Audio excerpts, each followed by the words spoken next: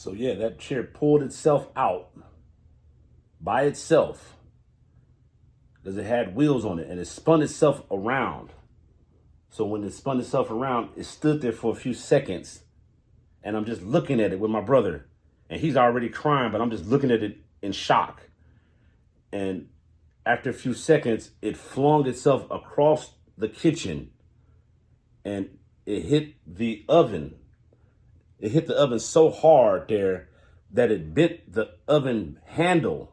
The whole oven handle was bent. That's how violent and how hard it flung itself. So it was just, after that happened, I grabbed my brother's hand and I started to run down the stairs there to meet my mom, and I told her, I don't want to go back in that house again, so she ended up going back into the house, and I waited outside with my sister. We all waited outside on the back, and my mom grabbed some clothes there, grabbed some things there, and we ended up going to my grandma's house. And later on, maybe a week or so later, we went back to this house. I ended up getting some more courage there, and I said, so we went back to the house so we can try to get the rest of our things there. And soon as we started to walk up to the door, we was met by our neighbor. And the neighbor, she automatically started going into the story like, oh, so you guys are leaving already, huh? And she was an older little white lady, like middle age, and she was like, so you guys are leaving, huh? And my mom was like, yeah, we're leaving. And she was like, did you ever hear the story of what happened, before you guys moved in? And she started going about the story about this guy who was so upset because he had just broken up with his longtime girlfriend, and they were living in that house, and she had moved out, and he was so upset about this breakup that he had ended up killing himself in that rocking chair that I was talking about, that wooden rocking chair that was in the living room. He killed himself in that chair, and they never even cleaned out none of this stuff. They left all this stuff sitting there, and they cleaned up, I guess, I don't know how he might have did it, but they left all of that stuff in the house there, and they moved someone in with all of this furniture that was from a crime. So that's what happened there, and that's why we had all of this different paranormal activity going on in this apartment, is because of this negative activity that happened there. And like I was saying, sometimes when you have something happen so shocking, happen, sometimes your spirit can be left in disbelief. So your spirit don't even know what happened there. So you kind of get stuck, and you don't know how to move on to that next realm that you're supposed to go into. And you didn't do everything like you were supposed to anyway, so you might be trapped. I don't know, because I'm not there to be able to say exactly what happened, or why this happens, but that's my take on what I think from my perspective. So I had another incident that happened there, when I was with my son's mom. We were living in an old house, and man, she used to love having these parties there. She loved these elaborate parties there. She had a lot of family out here, and she loved to throw in these big parties, so we had this big old party that night, and we was going to bed. We had closed up everything. We cleaned up everything. We had just did all the dishes there. We cleaned and swept up everything, and we closed everything down, and we went to bed. And at about 2-3 o'clock that morning, we weren't even in the bed, maybe about an hour or so, all of a sudden we get woken up by a radio going off. I mean, the radio just came on out of nowhere in the living room, and I'm trying to figure out what the hell is going on. So I go out there and I look out there, and there's an old boom box that's playing the radio station, and I pick it up, and there's no batteries, and it's not plugged in either. There's nothing plugged into this thing. It wasn't attached. It had no outlet or no cord hooked up to it, and there was no batteries in this thing. And it was still playing the radio station, and it came on by itself. So I'm shocked, and I call my son's mom in. I'm like, Bree, come here. So she comes out, and we looking at this thing, and we like, how in the hell is this playing right now? And she's like, I don't know. She's like, I'm tired. Just put it in the garage. And that's exactly what I did. I just put it in the garage. I turned it off, and I just put it back there, and I just left it alone. But it always bothered me on how did that happen, you know? So like I said, some of this weird paranormal stuff happens. It's hard to explain why, but this stuff can happen, and it does. So I also had this weird outer body experience happen to me, you know, and I was about 22 years old, you know, when this happened, and you know, my daughter, she was maybe around about 2 years old at this time, you know, and with my ex, you know, she was a Pacific Islander, you know, she's a Pacific Islander, and we would, you know, every time, like, so I guess they had these things where they would have a different family member come to the States, you know, and we were celebrating at this time because she just had a new family member come down, you know, so we had got this, it's a powder, it's like a tea that we would get. It's called cacao, and it was the root of agave plant. You know, the root of agave plant is pretty much basically the equivalence of peyote. You know, if you break down peyote, it was like the equivalence of a peyote, but it's in a powdery form. You know, so what we would do was you would take this, it's called cacao, and you would put it into a stocking, you know, and then you would put it into a big pitcher of water, and you would just put the stocking with all the cacao into the pitcher and let it drain out through the stocking, and then you would have this pasty drink there, you know, and you would drink it with beer. That's how we were drinking it. So yeah, we maybe had about 3 or 4 pictures of this stuff there. I invited a few of my friends over, man. We laughing and joking. We were playing NBA Live, one of them, you know, we laughing at each other, having a good old time, man. And all of a sudden, I'm sitting in my recliner right in front of the TV, and I had my friend Marcus on the left of me, sitting in one of the recliners, and I had my boy Stevie J, sitting to the right of me, you know. And all of a sudden, man, I'm laying back in the chair just like I am now, and I just kind of put my head back like this. As soon as I did this, I closed my eyes, and when I closed my eyes, for that second, I felt weird. But then when I opened my eyes, what I thought was my eyes, I started to veer backwards, you know, behind my body. And it was weird. It was a weird sensation and a weird feeling. But when I did that, I was able to see the back of my head. And this is at a time where, you know, Allen Iverson was really popular and everybody had braids. And I had braids, you know, big old long braids. I just got my hair done. So I'm looking at my hair, and I'm saying to myself, man, I got some nice, man, them braids is looking good, man. I'm like, okay. And I'm like, oh, your hair looking good, man. Your hair long, man. It's all the way down to your back. I'm like, man, you looking good over there, I'm saying to myself. But I'm like, and then I'm thinking, how am I looking at the back of my head, you know?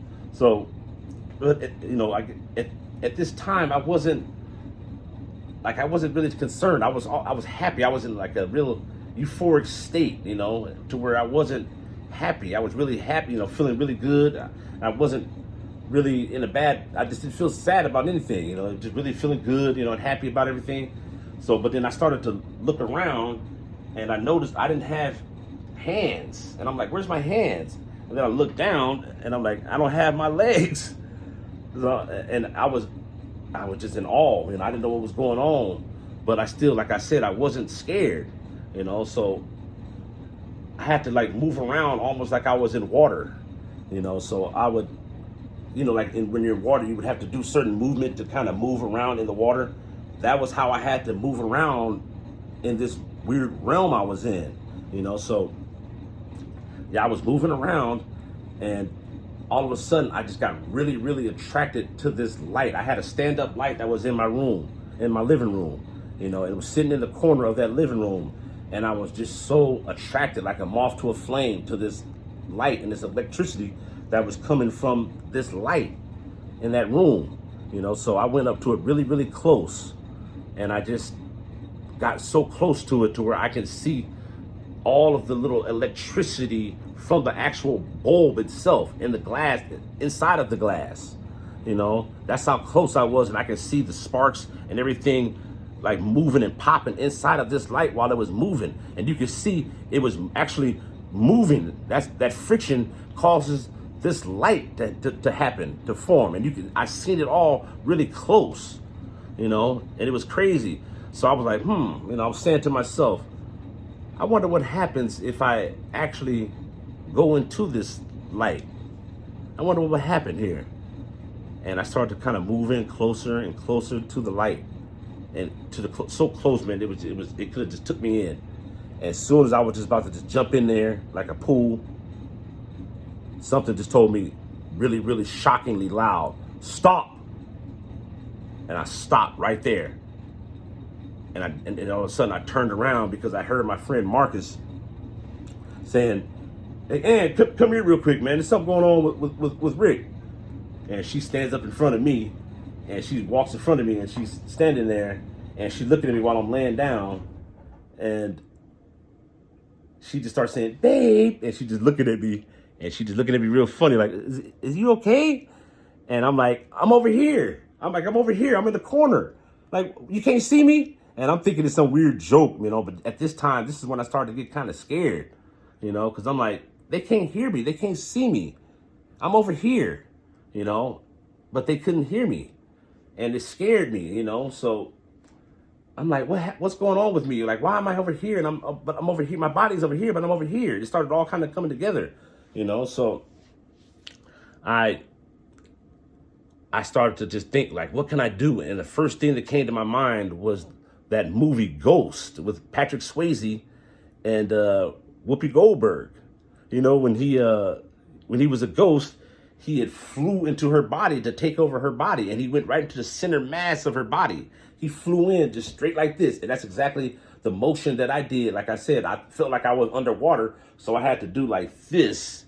And when I did that, I started to dive right into my body, and I did just like this, and I dove right into the center mass of my body, and I was back into my body.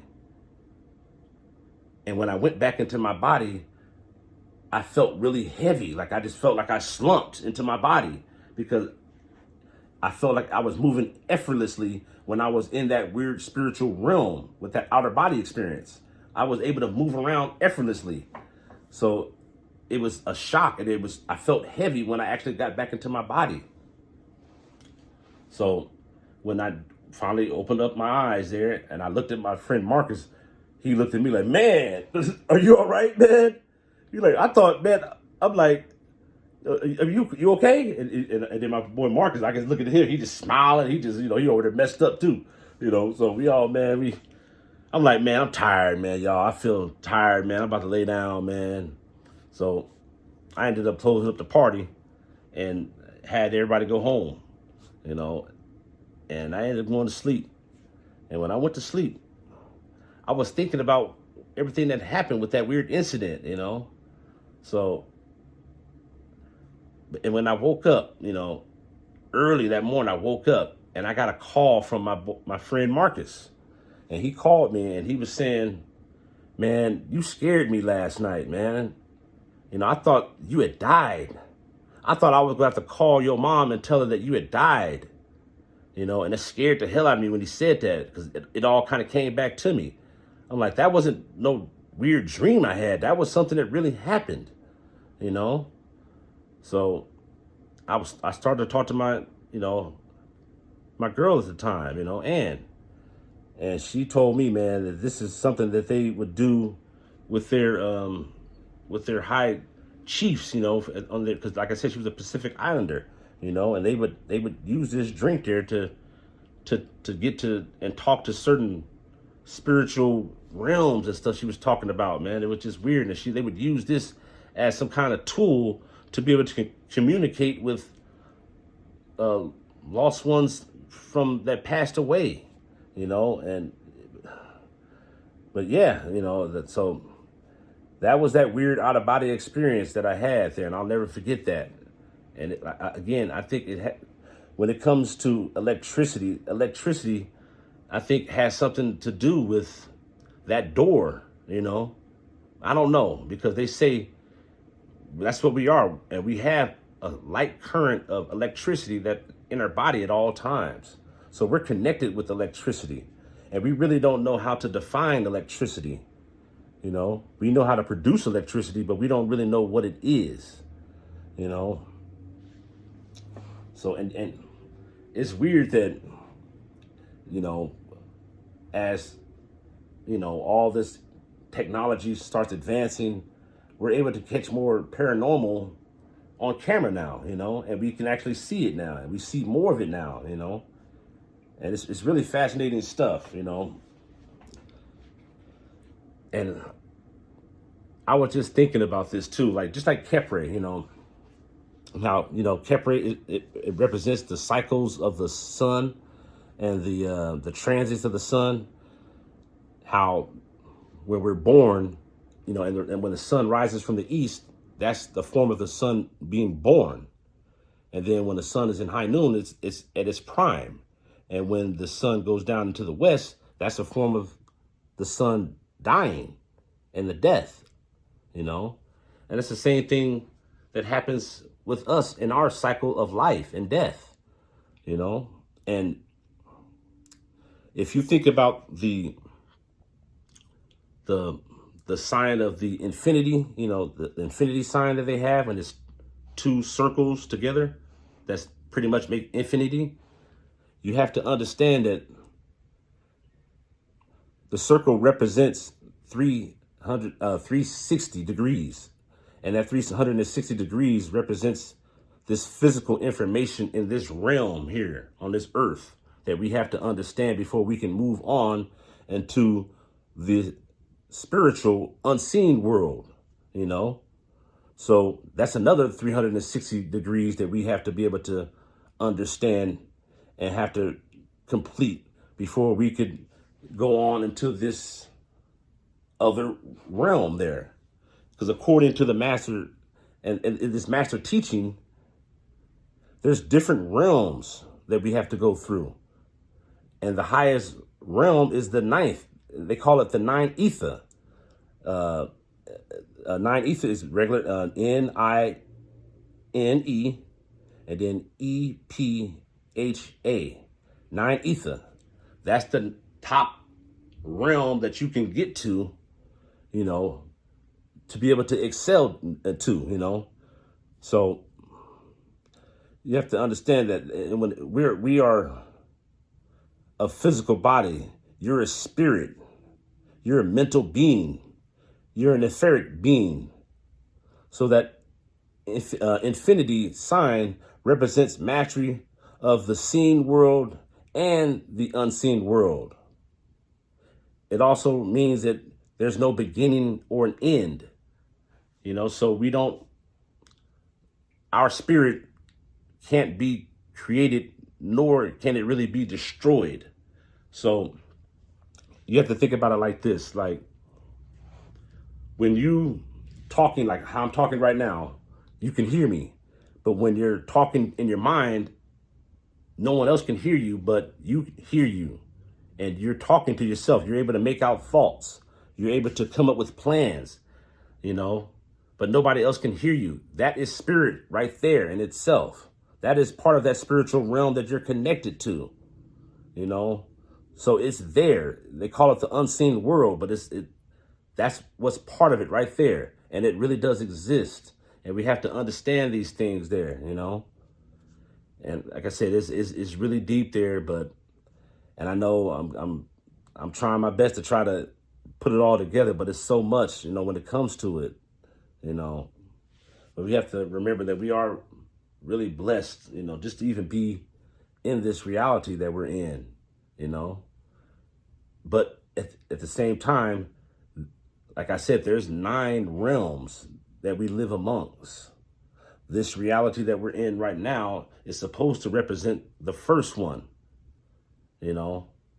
This is where we start at the bottom, and we have to work our way all the way up into the 9 ether. And the 9 ether is supposed to be this heaven that they talk about,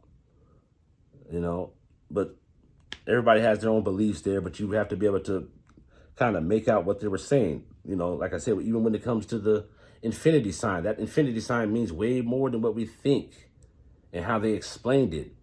It's not like an infinity stone where it's all physical, it's all reality. No, there's way more to this infinity and these realms here and this reality that we live in. It's way deeper than that, So y'all have a good night, man. I appreciate y'all.